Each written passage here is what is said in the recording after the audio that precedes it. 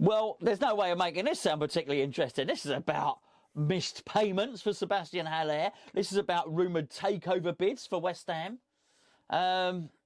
Finances of people that, basically, our skint or rich are the people that want to take us over. It's not more interesting than Tony in his dressing gown, let's face it. Where did that come from? It's definitely not more interesting than Tony in his dressing gown. But, okay, look, it started off, it seems a bit like silly season. You know, like in transfer window, get silly season, we get linked to everybody. It's silly season at the moment with the club and us getting linked with loads of people wanting to take us over. So it seemed to start 2 weeks ago where, you know, the Newcastle deal that's just taking forever to go through. So the guy's name's a Saudi prince, Mohammed bin Salman. It's the deal for Newcastle's hit choppy waters. A brick wall, probably, all right. It was rumoured he got fed up, wanted to buy us.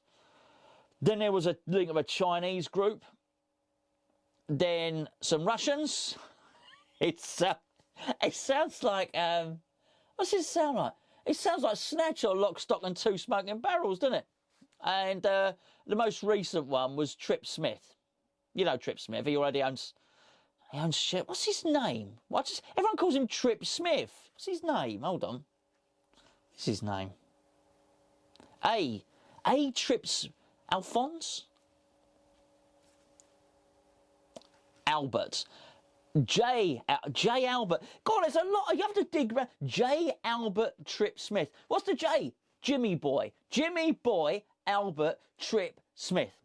He's already a shareholder at West Ham. He owns 10%. Bought 10%, but they said it was for an undisclosed amount.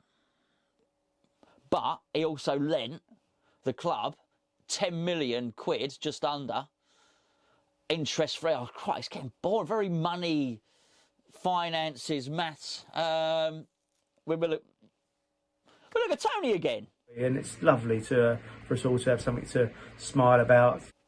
There we go. Okay, look, Tripp-Smith's meant to be fronting the consortium to take us over. I just don't think so. And if he does, I think he has got a history of brokering deals for US franchises, ice hockey, baseball, the other one where they basketball. He's facilitated some pretty big investment companies bringing that over, but he is head of a very, very big company himself, GSO Capital Partners, nonetheless. They're worth 140 billion quid. But they're not the type of people that are going to come in, move the seats closer to the pitch, buy us Lionel Messi and Jadon Sancho, and bring Pep Guardiola in as the manager. That's just not what this particular group is all about. They're owned by someone called the Blackstone Group. As I say, they're worth 140 billion, but they specialise in mezzanine capital, whatever that means, leveraged finance. That sounds very benevolent. Hedge funds and distressed investment. Now, I don't know what distressed investment means, but it doesn't sound happy.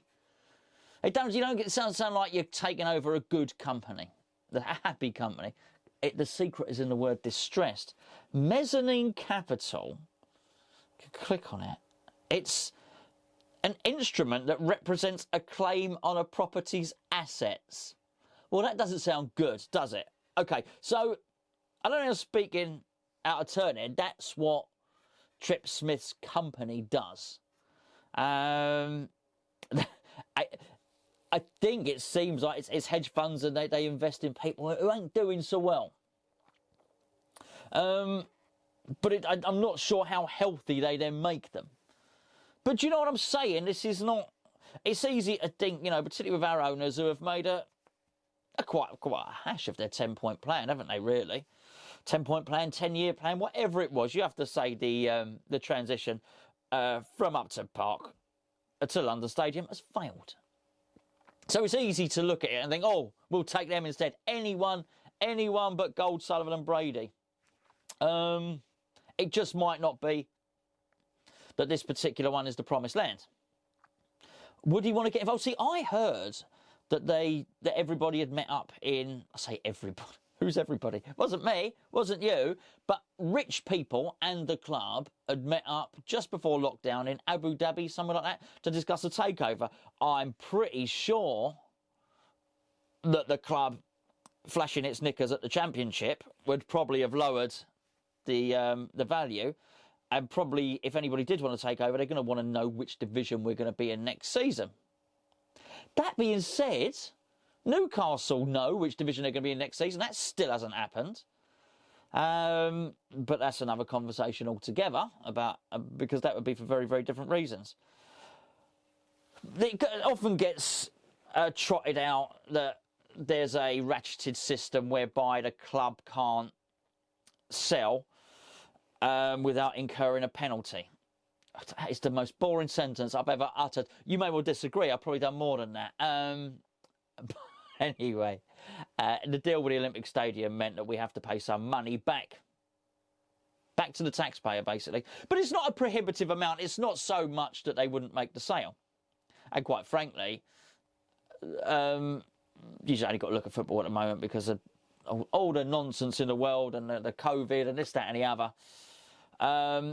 It's clear that Gold & Sullivan are not going to get a return on their investment that they thought they were going to. Now, as it appears to have been confirmed, they have put in their 30 million share issue, rights issue, whatever it's called. Basically, at least David Sullivan has put 30 million into the club. We don't know who else put that money in with him. We've not seen a breakdown. We understand that the footballers, the players, have been paid their deferred wages. But, and here's the but, Sebastien Haller, he was meant to cost 45 million quid. Apparently we paid loads of it up front, but we still had to pay some instalments of about 5 million. We were meant to pay one of those instalments in May. We didn't pay it. FIFA have started to investigate West Ham. So where does this leave us?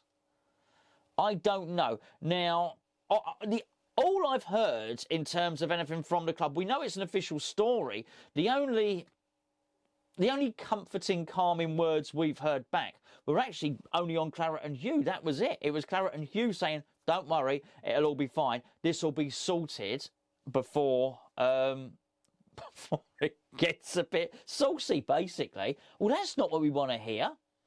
Well, it is what we want to hear. We don't want to hear it from Claret and Hugh. We want to hear it from the club to say, well, hold on a second. Let's have a little bit of clarity on this, because it ain't good to be missing a payment. Let's be fair. We could easily have a transfer embargo. Having said that, would FIFA be able to impose maybe an international one? Yes, and maybe with the FA, maybe we'd still be able to purchase domestic players. But it's not a situation we really want to be in. I'm pretty sure we won't be the only club in the country, Europe, world, anywhere, that has missed a payment or two during the lockdown or during the postponement of football, or whatever you want to call it. In essence, football has been an empty shop, hasn't it? There's been no customers there, so everyone's felt the pinch. Regardless of whether the TV money's come through or not, there's been money not coming through the turnstiles, which is going to have an impact. But I think I would have liked the club to have come out and made some sort of statement. Well, ideally, the story's a non-story. Ideally, they just pay Frankfurt the money. I'm sure they would have had conversations, but you can't think that Frankfurt and West Ham have not been talking on the phone or whatever. Fax, isn't it? David Sullivan, he's got the old Crayola out and sent a fax.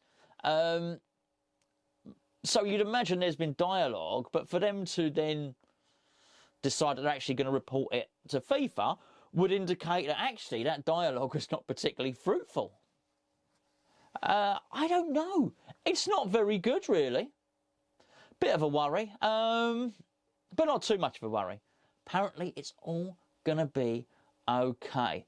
I just find that all the thing that the money going in, the rumoured takeovers, the players all getting paid their deferred wages, and obviously the continued speculation that we are about to be taken over. I don't know, is it coincidence? It's quite a lot. Is it beyond the realms of possibility that David Sullivan has basically had enough?